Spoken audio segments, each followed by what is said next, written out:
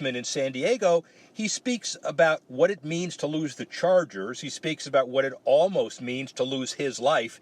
And he talks about the merging of sports, society, and charity. Great kicker, great businessman, even a better human being, Rolf Benirschke.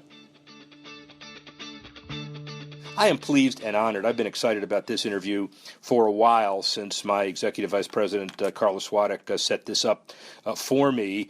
And we have somebody who had a 10-year career as a place kicker, third most accurate kicker in NFL history with the Chargers, Pro Bowl, Comeback Player of the Year, Whizzer White Award, Chargers Hall of Fame. Broke my damn heart as a Dolphin fan a number of times, but he did miss a couple, but he made many, many more, and that's maybe 5% of what his life is all about. Rolf Benirschke, how's that for a beginning of an introduction? Well, Rick, thanks for having me on. I was raised in a medical family. My dad was a medical school professor at Dartmouth, and then where I grew up, and was a hockey player and skier and tennis player. And then he moved us to San Diego without asking us kids, because he was joined this really turned-on research department at UCSD, a fledgling medical school. And that changed my life in every way. And I'm still trying to earn his respect after having spent 10 years in the league. It's funny how it works out. You were very sick for a very long period of time and inspired one of the great comebacks. You created great comebacks. You wrote Alive and Kicking. Tell us a little about the biggest valley in your life and how you turned it into a peak. Yeah, so I was one of those reluctant athletes. We were sort of teasing, but I did grow up in this academic medical family and ended up going to Davis, UC Davis, to study zoology, having turned down scholarship opportunities to kick at really major institutions. When I went to my dad and said, they want me to go to USC to kick, and Dad was an immigrant and very involved in academics. He said, that's not why I go to college. And, of course, I didn't know if I was really good or not. I just played my senior year in high school. And so I chose Davis, didn't sign up to play football. And funny story, I get called a week into my classes, and it was the head football coach there, and he goes, I was just berated by the coach at SC suggesting I'm paying players to come to Davis. What are you doing up there? And, of course, the coach at Davis at the time, Jim Soker, who was legendary, became an extraordinary coach, set an NCAA record 20 straight conference championships, but was relatively new at the time, said, of course we don't, pay players because we don't even give scholarships. But who are you talking about? And the coach at SC, well, we recruited this kicker, and he chose Davis over SC. Surely you must be doing something illegal. And Jim Soker, smart guy, said, well, what's his name? And got my name and tracked me down and actually talked me into playing football and really changed my life in every way. But where my life became significant, I think, in the question you're asking, is that I ended up with the Chargers, and in my second season was diagnosed with inflammatory bowel disease, originally Crohn's disease, and several surgeries later, ulcerative colitis. But it was right at the beginning of my second season. This is 1978, and as you know, football is a violent sport, and I'm a kicker, so hardly a football player. And for all intents and purposes, I had, a stomach ache with diarrhea, and guys around me are tearing knees and shoulders and getting concussed. And so I kind of kept my head down and did the best I could to get through the season. But by the last month of the season, I was literally playing the game on Sunday. Sunday night, they would take me to a hospital, put a central IV line in my neck. I'd kind of be there all week, couldn't eat anything. They'd pull it out. I'd go to the team meeting on Saturday night, play the game on Sunday, and then resume that process again Sunday night at the hospital. So it was a brutal time. We didn't know much about inflammatory bowel disease. The treatments were not very good. We finished the season. Our team was just getting good, and as you know, there's only one kicker. You're either starting or unemployed, and I didn't want to be unemployed. I loved what I was doing. Our team was good. There was an extraordinary connection with the community. This was when Don Coryell was our head coach, and Dan Fouts was the quarterback, and we had players like Kellen Winslow and Charlie Joyner and Chuck Muncie, and we're kind of rewriting offensive playbooks. And as a kicker, I got a lot of chances to participate, so I loved it. Tried to come back in my third season and collapsed on a team flight on the way home. My colon had started to perforate. They landed the plane. I had an emergency surgery, and there were complications. I had a second surgery 6 days later. I'm now 65 pounds below my weight, and in the same hospital where my dad is working, they're basically... 1 in 2 women wear the wrong foundation. Are you? Time to upgrade. Il Makiage is the boldest new brand in beauty. With 20,000 five-star reviews, their Woke Up Like This foundation is a bestseller for a reason. Available in 50 shades of flawless natural coverage, all cruelty-free. And with Try Before You Buy, it's risk-free. Take the Power Match quiz to find your perfect shade and try it free for 14 days. Go to ilmakiage.com/quiz. That's ILMAKIAGE.com/quiz. Coming to him after the surgery saying, we're not sure your son's going to survive the night. I was septic. I woke up with 2 ostomy bags on my side and would spend almost 6 weeks in intensive care unit, and just extraordinarily lucky. I got great medical care there to live. And then I woke up and say, why did I live? I think I would have preferred to die, because in my mind, there was no reason to live. I assumed because of the condition I was in with these ostomy appliances on my side, I couldn't play the sports I loved. I was a tennis player and a skier and a hockey player and a scuba diver. I think I'll never do that. I'm making my living as a professional football player. Nobody's ever played with an ostomy. I'm sure I'm never doing that. And I was single at the time, 24. And I like girls, and I'm going, I'm sure never doing that again. Why didn't I just die? And I went through a really difficult time and was extraordinarily lucky to discover that all those fears actually didn't happen. I could end up playing all those things, return to play 7 more years, and 4 of those with ostomy bags. I would have subsequent surgeries to get rid of them. And I'm now married just to a stunning gal. We've been married for 28 years and love my life. So I'm an extraordinarily lucky guy, Rick. It's an incredible story. The world that you had to survive was just absolutely incredible. So we'll get back to football in a few minutes. So off of that, and once you realize that you had a 10-year career and you had a platform and a pulpit, tell me about Legacy Health Strategies, what it is, how you founded it, and what you're doing.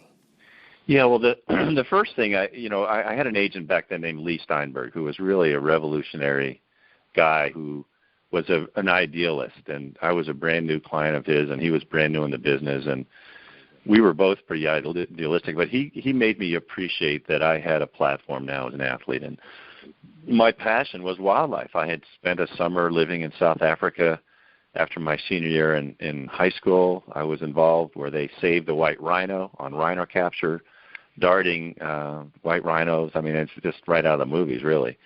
And in the off seasons in college, I worked at the San Diego Zoo in the research department there. And even when I was playing football, I was involved with the zoo. In fact, created a program called Kicks for Critters, where for every field goal I kicked, I donated to the research center at the zoo and raised awareness of endangered species and got the community to do it. And way back then, we raised $1.5 million during my career and really made the community much more aware of endangered species. But where my life changed was when I was able to return to play in the National Football League. A lot was written about the comeback of this player, and wherever I would appear, this is 1980 now, pre-internet, oftentimes, especially the first couple of years back, the sports writer would write in the area where we were going to play, Denver, Dallas, Seattle, about what I had gone through. And wherever that letter appeared, or that article appeared, patients or family members of patients would read it, and I would come back to the locker room the next week, and there'd be 50 letters in my locker. Rolf Benirschke, usually misspelled, San Diego Chargers, San Diego, California. And the letters would almost all be the same. Dear Rolf, how can you play football with an ostomy? I'm trying to. And it was like a fill in the blank. Go to school. Mm-hmm. Go to work. Be a dad. And I was the beneficiary of a brand new technology, brand new company.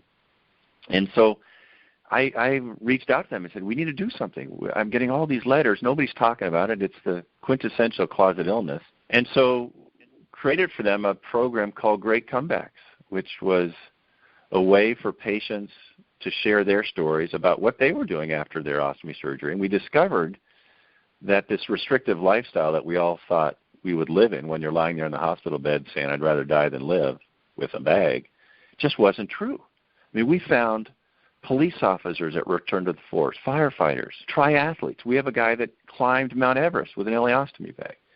The first call I get, almost two weeks after launching the program, was from a nurse in Denver. She goes, I don't really like you. I'm a Broncos fan, but I have a professional golfer in my hospital bed who says he would rather die than live with a bag. Can you call him? And I said, of course, who is it? And it was Al Geiberger. So that was the beginning we literally have connected with thousands of ostomy patients and provided them hope and inspiration that this was not the end of their life, but really a second chance at their life, and we all live it a little differently and with a little more gratitude having gone through this. Everybody talks about role models and athletes as role models. What's your reaction from a emotional perspective, but this is a business show, to the Charles Barkleys of the world who claim that an athlete's not a role model and it's up to each individual to figure it out themselves, or stated more positively, what's your view of the obligation of a professional athlete who has played? Should he give back? Does he have to give back? What's your feeling about that? Yeah, I have pretty strong opinions about it. I think by default we are. I think we're in the news. We get all the privileges of the coverage that goes on. And so I think you abdicate your responsibility if you say, I don't have to be a role model. I think we clearly recognize that what we say and do is reported. And so with that comes an obligation and a responsibility to use that wisely. Now, I can't speak for everybody else. I just think we have an extraordinary opportunity to play a sport for that we love and get paid for it, and the opportunity to do real good with it. And why wouldn't you? With the intentionality that you can do extraordinary good that will change your life. I mean, not only do you do good for others, but you get so much back. I mean, it is humbling for me to hear from a patient who's really struggling, and to be able to reach out, write them a letter, call them, send them one of the books that I've written, and then hear from them 6 months later and say, you fundamentally changed my life. And you go, oh my gosh, that is humbling stuff. And then to get to meet them. I mean, I got to tell you one quick story, because this just gives me my hair stand up. I got a call once from an Army Black Hawk helicopter pilot, a 41-year-old guy who loved what he does, served 3 times overseas in Afghanistan and Iraq, and was so qualified he was a teacher of how to fly these Black Hawk helicopters. Well, he writes me and says, I went through this difficult time. I had ulcerative colitis, got working worse and worse, began to have accidents in my flight suit. Can you help me? And so I reached out and I said, absolutely. And he tells me the rest of the story. He goes, I had to go to the physician, the military physician. They said, you need surgery. You're going to end up with an ileostomy bag. And the regulations say we have to, waive you out of the military, discharge you, honorary discharge. And he goes to the guy, I knew you would say that, but would you please read one of these books? And it was one of our books, Great Comebacks from Ostomy Surgery. So the guy reads it, invites the pilot back in a week later and says, if these guys can do all these things, play professional golf, play professional football, do triathlons, go back to the firefighting force, President Bush's youngest brother has an ostomy, why can't you fly Blackhawks again? And he goes, well, I can. So the military examiner says, well, come back after you recover from your surgery. The guy comes back. They put him through all his physical tests, and the physician waves him back into the military, and he resumes his career. And a year later, he sends me a flag from Afghanistan flown over his camp on one of his Black Hawk helicopters to thank me for what I had done. And it's just not me, but it's what we had done with our program. And I'm with him, a friend of his today, called me out of the blue from Saudi Arabia. He's a contractor now in Saudi Arabia. I mean, it gave this guy his life back. And, I hear that several times a week. I mean, that's heady stuff. And also, it's not just being in a position to do good, but it's actually doing good, and you're there, and you've done it. And it kind of leads me to my almost final question, and we could do this for hours, and it's you are an inspiration. What's it like? You live in Del Mar, and you're going to see the team pack up the moving vans and go up the coast. And we don't have to get into, did the Spanos family do all they could to do a stadium in L.A., in Mission Valley, in San Diego? That's for another show. But what did the team mean to San Diego? How do you feel about, let's say, from a business, from an emotional perspective, the team packing up and moving to L.A.? Well, it's a question with a lot of tentacles, but I'll tell you, first of all, I'm a hugely biased fan because I played for the team. They changed my life. They gave me extraordinary opportunities. And I watched this city love this team unconditionally. So my feeling about it in general is that the owners think they own the team, but the community believes they own the team and that the physical owners are really just stewards. And so when when a team moves, the fans feel just incredibly violated, and that's the case here.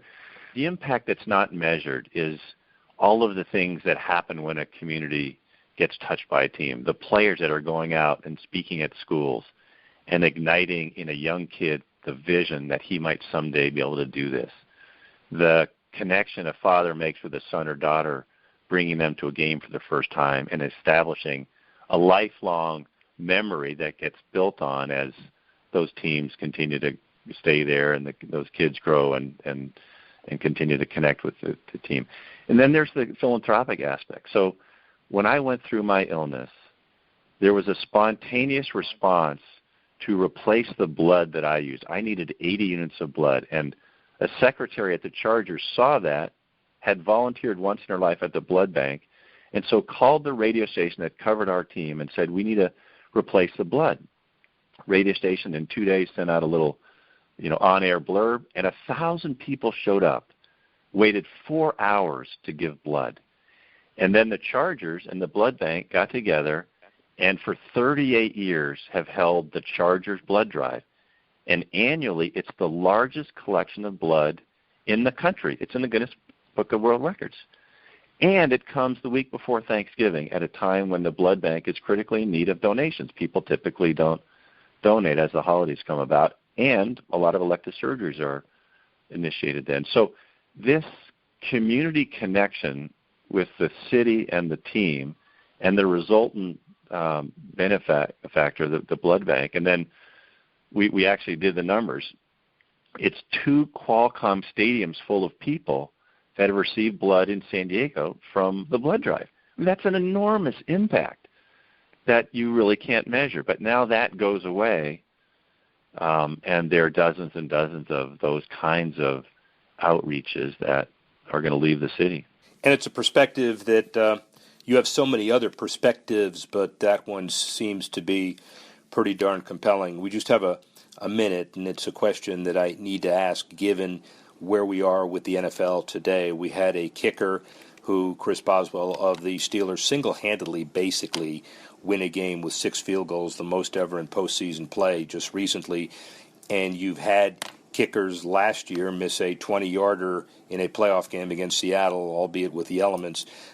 Obviously, the bigger spotlight on playoff kickers, but your position is unlike any other in the league as far as sudden victory and sudden defeat. I won't say sudden death, but give us your mental outlook or your overall perspective on what it was like to be a kicker in the National Football League. Yeah, it's a great question. The kickers are so good today, and the pressure is extraordinary. And what we saw this weekend was just an amazing display of kickers. Mason Crosby was just so clutch. Let me get one thing off my chest, Rick. I think it is wrong to have a coach stand next to the referee on the sideline and half a second before the snapper snaps and call timeout, knowing the ball is going to be snapped, the kicker's going to kick it, and it's going to force him to re-kick. I just think that's dirty. Why didn't they ever do that? They never even thought about doing that in your day, did they? Well, they would ice us, and none of us mind being iced, but you shouldn't allow the guy to kick it. You can't sit there and because you know what's coming. This is a game they play. I just think that's wrong. Anyway, that's my 2 cents there. I think every position clearly there's a lot of pressure, quarterbacks and receivers. But I think the thing about kickers, it's plus or minus. It's good or not. It's win or lose, and everybody knows it. And and you carry that. I think unfortunately there are names that I don't want to necessarily name whose careers are tied to misses that is unfair for them. And I go back to Billy Buckner booting the ball in the Boston Red Sox game. As good as he was for 16 or 17 years, that's what you remember him for. And unfortunately, that's the risk that comes with the position. But you get a chance to impact the outcome of the game. I mean, well, how cool is that? When you get called on, you get a chance to bail out your teammates. And, man, that is awesome. So I think from a psychological point of view, you have to go in there, and I think we all work hard at it, to look at the upside and deal with the downside when it happens. But it's an opportunity, and you got to enjoy the moment. Speaking of kickers who have one miss on their legacy, we won't mention names, but the last kicker who was a world-class skier is now in the Hall of Fame as well. Kicked in the middle of the country, kicked in Missouri. When are you in the Hall of Fame? No, I'm not a Hall of Fame guy. I'm just grateful I got to play here at a time when I got to play. I mean, I got to play with extraordinary guys, great teammates, wonderful coach who redefined offensive football, and Coach Coryell and Dan Fouts just kind of rewriting the record books, and in a community that loved its team. And so I was going to be here the rest of my life. When my career was over, I could have gone and played other places and decided, no, I wanted to stop right now and get on with my life. And out of that came Legacy Health Strategies and a chance to build patient support programs for medical device and pharmaceutical companies and engage closely with the patients who go on these products and help them get the life back that I had mine returned to. And so it's very, very rewarding for me. Thank you, Rolf. Thanks for listening.